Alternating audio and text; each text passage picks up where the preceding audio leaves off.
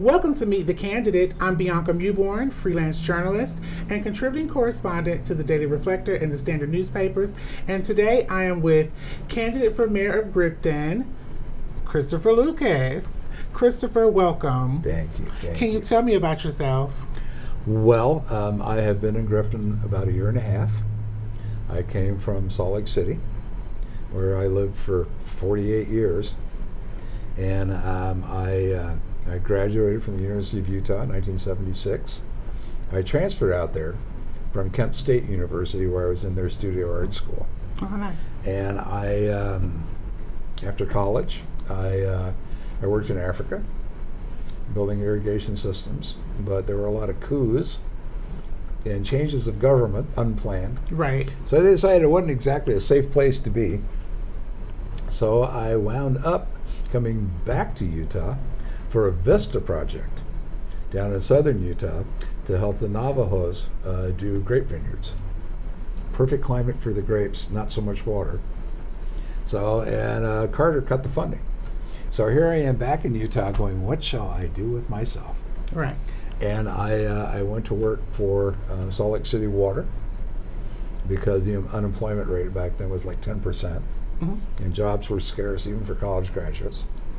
And so I worked on the reservoirs and storage systems and the pipelines and the regulators and sometimes changing out water meters and doing flow tests on fire hydrants. That's a lot of fun. Right. And so, but who knew that, that all these years later, Grifton has a water system. And so I actually know what it is and how it works. So that's cool. And so then a dear friend of mine had gone to work for a big Wall Street firm. Well, because it had been sort of a big recession and the stock market had been horrible, mm-hmm. and a lot of people had quit. And so he said, you should go do this. I was like, well, okay. So I looked for a firm where I didn't have any friends working there. And that turned out to be a company called Dean Witter Reynolds, mm-hmm. which is now part of Morgan Stanley, but back then. And so the branch manager called my bluff and hired me. And so I wound up doing it for almost 10 years. And when I walked away, I had a couple hundred clients. I managed probably direct 40, 50 million, in touch with another 30 to 40. I worked with individuals, with families, with trusts, corporations large and small, banks, some cities and counties. And so I kind of learned about the bond world, mm-hmm. municipal bonds, and at the time in Salt Lake City, the city basically had been stagnant since the 60s. And so there was this huge transition from trying to get from where they were to where they wanted to be. Right. And they started a redevelopment agency. And what you saw the redevelopment agency do was just amazing. What you could do with that money. And again, something that's going to come back to help us in the future. And so I finally I had enough. The business changed. And it was like our clients became fodder for the firms. They would come out with all these things that, the only people who were going to make money at this was the firm. And I just couldn't do it anymore. And so I handed in my secretary and my extremely large pay and said, I'd rather eat baked beans and peanut butter and live under a freeway overpass than live this life anymore. Oh my. And so I said, oh, that's right, you went to studio art school. Why don't you go back to making art? So I started a company, and I worked in the artist section of town, the poor side, where the artists were kind of making a stand, where the homeless shelters and Pioneer Park was right next door, where all the drug deals were. And you'd be walking along and there'd be hypodermic needles on the ground and guys laying in bushes and get hit 47 times a day for somebody who say, well, I need 37 cents to get to Bountiful. It's just like, where the hell can you get for 37 cents on a bus ride? So, but anyway, my company did really well. and I worked with all sorts of people like Anheuser-Busch and Miller, and developed a really good commercial base doing holographics and graphics and just doing wild things, just having fun. But at the same time, watching this area develop and get improved by using community development block grants. Mm-hmm. Community development block grants. Oh, look at what you can do with these. So, did that about 10 years. I sold a company. I married my third wife, who just passed away. I'm sorry to hear that. My condolences. That's all right. Thank you. So, but anyway, I became a father at age 47, who's now 24, and I got to be Mr. Mom. So I got to understand what single parents go through, especially single women, and I have a whole new appreciation of that. And I did some research and development projects doing holographics technology, because I knew people and we had gotten involved in the past. Mm-hmm. And then helped get Synergy Power going, like 2010, 2012, and became a pretty big solar power installer for homes, for residential and commercial. I was the manager for all the commercial projects. And while I was doing that, that's when I got involved with the Blue Sky Grant programs. Mm-hmm. And so I got to work with, all you had to do was be a 501c. So I nonprofit. So I did churches. I worked with all the Catholic Church, Presbyterians, Episcopals, Unitarians.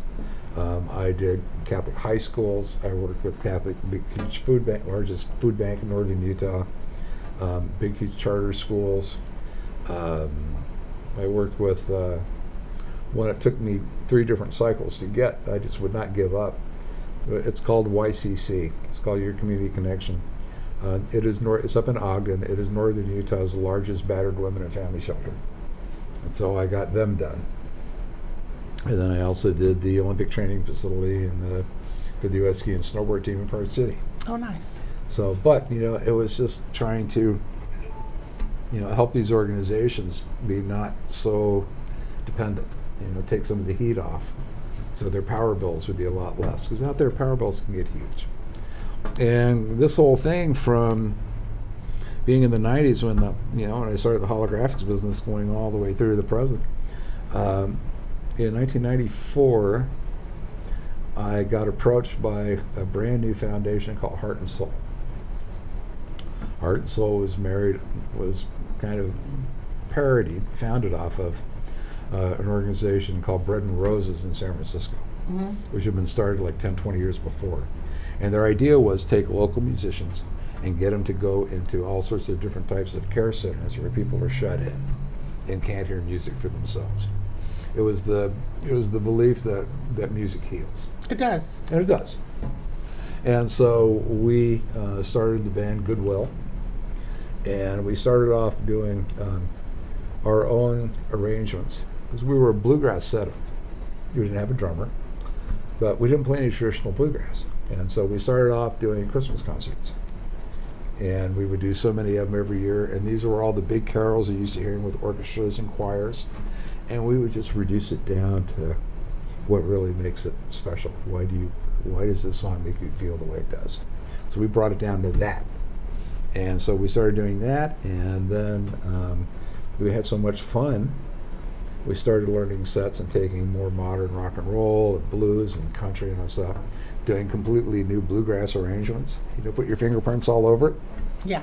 And so for the next 25 years,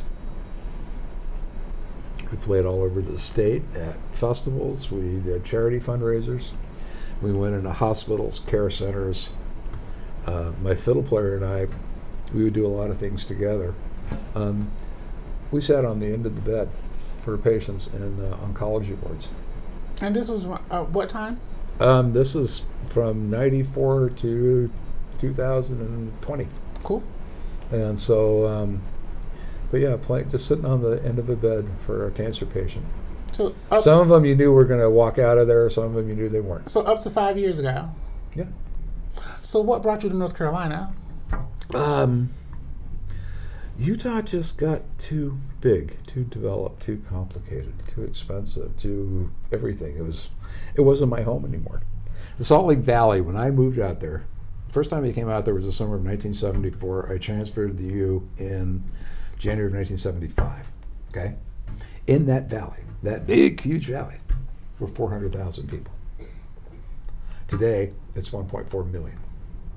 And now you reside in the small town of Grifton. Yep. I don't have rush hour. I don't have traffic. I don't have a bunch of madmen in jacked up 4-wheel drive pickup trucks doing 100 miles an hour on the freeway. Oh no, not in Grifton. You're in the family town. That's what they say. But that's what it says on the sign. Absolutely. Mr. Lucas, can you tell me why you're interested in being mayor of Grifton? Well, I look at what I did for Blue Sky and all those nonprofits, and it kind of makes you feel good to do it because you're the one who made it happen. Could have been all sorts of other people. That wasn't out there, but somehow you wound up in that seat. And I just had this feeling like I'm not done yet. Okay. I could sit there and be semi-retired. I'll be 72 in November. So that's a blessing. I am no spring chicken. And so I could sit back and be semi-retired and have a part-time gig. I could take my boat out a lot. I could go hit the beach. I could travel. But I just don't feel like I'm done yet. And I look at Grifton and I think, we have to create something here that doesn't exist anywhere else. Okay. This town's dying. It's been dying for years.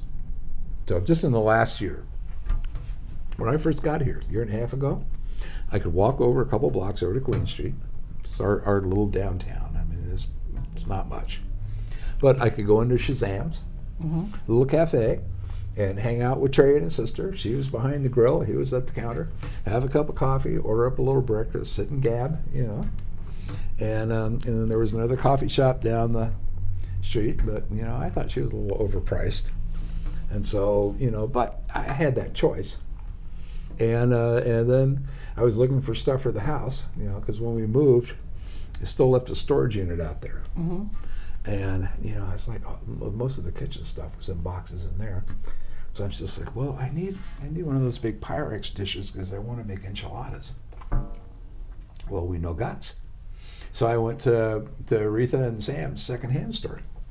And lo and behold, there they were, two of them, big, $15, steal. And so, but you can go do that. Well, in the last year, all of those have closed. Right. And so now we've got a little food pride. And so, but the grocery store. But everybody does their grocery shopping at the Food Lion in Aden. Okay, we don't have a bank anymore. We got a building, but we don't have a bank anymore. Right. That's in Aden. So, and then we got a lady accountant who does taxes. She's really good. She's really nice. And we got two barbershops. Right. One black, one white. So I like Dale, the black one, because he does stuff with power trimmers for this hair. Okay, so imagine doing this whole thing, never touches a pair of scissors. Well, having a black barber is an experience. It's so cool. He said, "So you want a little fade?" I'm just like, "Okay." so, but anyway, we've got Dale and the guy across the street, and then we've got the auto parts place. So she's pretty cool, the lady who owns that. And then down there we've got another convenience store gas station. Just like the one where you first turn off of Highland down Queen, right on the corner of that Speedway. And that's it. So basically in the last year we've lost a third of the businesses. There's a few more though. The Highway 55. Yeah, but that's not our little core Dollar downtown. General. Yeah, but that's not our core downtown. The little pizza place. Greg's. Yeah. So the pizza, their time is good. Yeah. And they're the nicest people. Yes. They're the nicest people. So in the Mexican restaurant, that guy's an artist. Yes. Have you eaten there? I have. That's so good. It's really good. And the presentation is just killer. It's really nice. Mr. Lucas, why should the citizens of Grifton vote for you? Because I want to do something different. I want to do something different. What do you want to do? Well, we have all these empty storefronts. I'd like to fill them. This town needs a serious sprucing up. Okay? It's been neglected, and I think we need to do that. I want to utilize community development block grants just like they did in Salt Lake. I want to be able to create a redevelopment authority just like they did out there. They can do bonding. And what I want to do is I want to recreate Grifton into an artists, musicians community. What does that look like? It looks like taking some of our older buildings, like that sewing plant that's right out of town with the big water tower, big, huge space. Take that, take some available land other places, and create a campus. A campus for? A campus for upper level studio arts and design classes. Mm-hmm. For a technical college to do, welding, electrical, plumbing, everything else, okay? And basically use that money, talk a college or university into letting us create a campus, custom built for the major program. It sounds very expensive. It is. But, try and build it on their main campus. Sounds expensive. That's 5 times as expensive. So, plus the main campuses, this is studio arts. The creative side is like this little pile over here, mm-hmm. Okay, in their tuition and their enrollment. Here's this little pile. Business school, that's that pile. Accounting is this pile. Science is this pile. Mathematics, because this is where you go make the big money now, with the big Wall Street firms that have an advanced degree in math, because everything is about computer trading and algorithms. So we have a little pile, and then we have all these big piles. So this is where the tuition comes from that supports the university, are these big, huge piles. So why am I going to spend expensive buildings costs on a university to make more space for the little tiny pile? So why don't I create another campus, which is a lot less expensive, that can be completely tailor-made to the major program? Mm-hmm. We can have, the idea is to create something for junior, senior level graduate school. And also, so space to, studio for classes. Because, if you got 30, painting students all with easels and big canvases, or doing sculpture, you need some room. Right. And so, but then you also want to have residential where people can have a live and a studio and a workspace. So the idea is we create all this, we use the redevelopment authority bonds to pay for it, and then we get the college and university to lease this from us.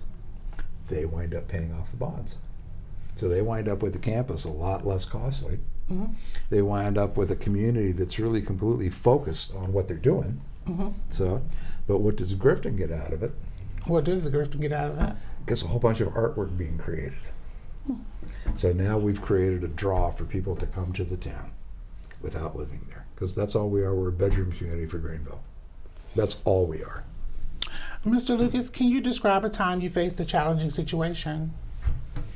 I can.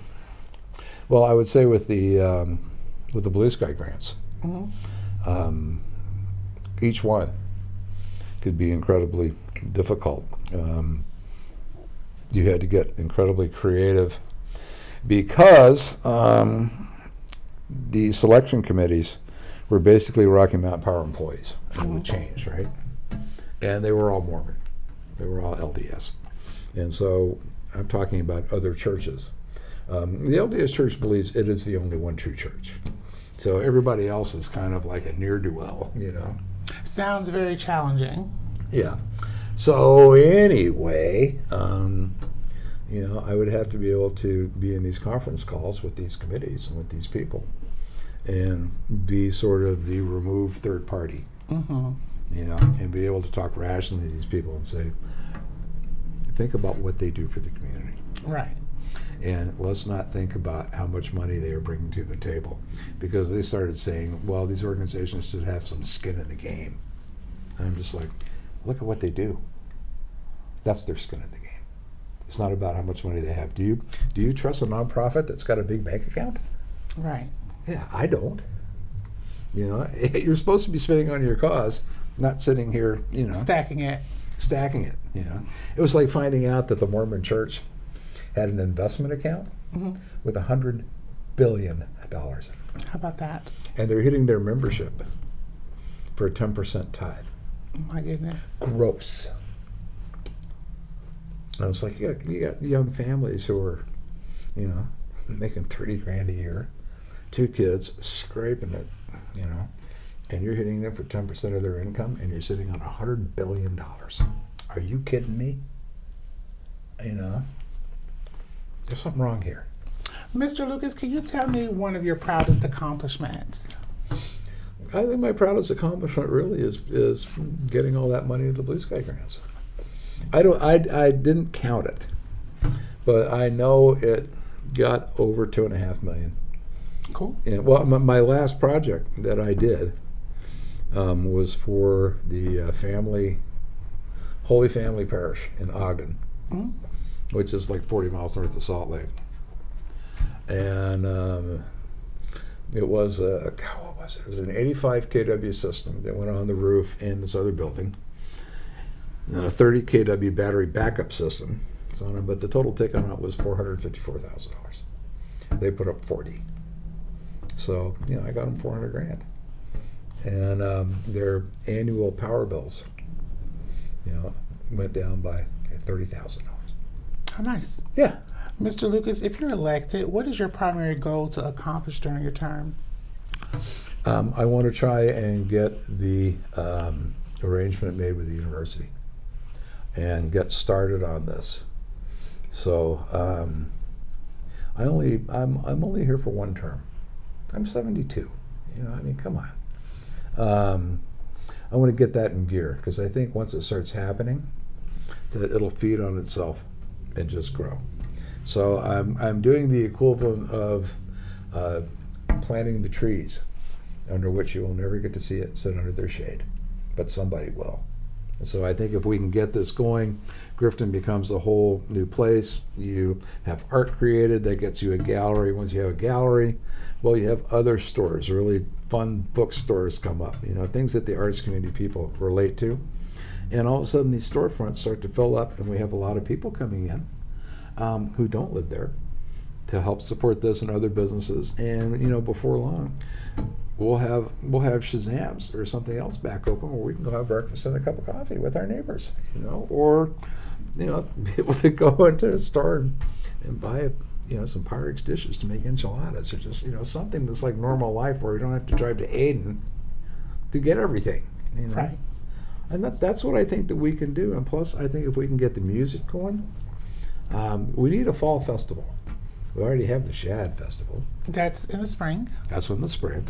So we have those John Lawson days in the fall, which nobody goes to. Well, I attend those. I've been there. I walk through it, and it's just like, so when did the people come? Oh, this is about it. I'm just like, oh, okay, all right. So last year's John Lawson Legacy Day was actually pretty well, attended and observed, and there was even more vendors. And yeah, I was there. It was not much. So, but if we were to create a fall music festival and wrap John Lawson into it. So, see, what I want to do is I want to be able to. I played bluegrass, and I want to hear more bluegrass. But we've got a lot of people in town who are saying, "Give me some R&B." I'm just like, well, I love R&B, so let's do that too. How about a little jazz? Okay. So all of a sudden you see this thing filling out. And then I think what would be a lot of fun is there are a lot of churches there. It is. There are a lot of churches around here. Welcome to North Carolina. There's a lot of churches here. I know, but churches have choirs. We do. Do they not? So how come we don't have with a festival? Just because I want to get everybody involved, all colors, all shapes, all sizes, everybody grooving together. How nice. So, so why don't we have, if we had a 3-day music festival, why couldn't we have a Friday night, that was a choir competition? And we get 5 choirs. And say, all right, hit it. Hit it. Hit it. Get the joint jumping, And then whoever, the crowd and the judges say this was the best. You give them a nice, cash prize to go spend sprucing up your church, or go buy more for your food bank, or go do what you will, And at the same time, why don't we have a mural competition? We got all sorts of walls in town. So we could have a mural competition and get like 5 walls. And you do 5 different murals. Whoever's judged the winner gets a cash prize. And we keep them around for a year. And then the next year, the winner stays. And we paint over all the other ones and find one other wall to have another 5. And then slowly over time, we get these cool murals all through town. Kind of the arts thing, sort of going. And so, but I think that'd be a riot. Sounds like a riot. Yeah. Mr. Lucas, how do you think the city council should interact with staff? Oh, man. Staff is staff. Staff is there to take care of business for the citizens, for the residents. Absolutely. And people come in, they're going to pay their water bill. They got, you got some kind of issues. The trash didn't get picked up. Branches and leaves, or haven't been done, or when are you going to mow this, or when are you going to mow that? The staff needs to be responsible to the people who come in and talk to them. City council is basically, a completely different role. So I personally, I have to do a lot of walking because I'm a pre-diabetic. We're all if you're breathing, you're a pre-diabetic. Right. So, but anyway, I got to do a lot of walks. There's a lot of litter in that town. And so I bought one of those thingies at Lowe's. And so I take a trash bag, at least once a week. One of the grabbers? Yeah, and just kind of go through, and then I'll drop it in this trash can at this one church back there. And so I just, kind of pick up and go. But I'm just like, how come I never, why am I doing this? Are you going to tell me that the mayor doesn't drive down the same street, or city council, or even our own city crews, and you see all this trash and y'all don't pick it up? Something wrong with that, so I kind of intend to have a word in some people's shell-like ears saying, listen, you either care about this place or you don't. But if you're getting paid to work here, then if you see litter, pull over and pick it up. It's not that hard. Mr. Lucas, members of City Council are frequently criticized in a very public way. If you're subject to public criticism, how would you respond? I'm the mayor. Heck with them. let them eat shrimp. No, it's just like you serve the people. Right. That's your job. It is. City council is like, and the mayor. You can have a good relationship. You can have open warfare. The point is to do the right thing for the city and the future of the residents. To make it as good as it can be. I'm gonna have some signs made, right? And so, but I'm not gonna do a bunch of them. This is a low budget campaign. So, but I'm just gonna say, vote for the town you hope for. Let's kind of, that's all I hear is that people don't get listened to. Mr. Lucas, you will not be here for the candidate forum for Grifton candidates that's going to be on the 30th. No. So at this time, if there's anything that you would like to express directly to the citizens of Grifton, please take this time to do so. I run into a lot of people out there, and they all talk about a need for change. Well, all it takes to have change is to not vote for the same people you used to, because look around. What have those people accomplished? Not much. So let's do something different. Right now, I'm wandering around. I'm leaving envelopes at everybody's house that says, this is what I'm thinking about. This is what I'd like to do. And I'm also giving you my phone number, and I'm asking you to tell me what you think. Tell me what you want to see happen. Tell me what your relationship is with city government, and do they listen to you? Do they ignore you? What have you experienced? What would you like to have different? And that's all I can say. If you want, read what I wrote, see what you think. If you got a better idea, tell me, and I will listen. And that's that. Christopher Lucas, candidate running for the mayor of the town of Grifton. Thanks for watching Meet the Candidate. I'm Bianca Mewborn. Have a great day.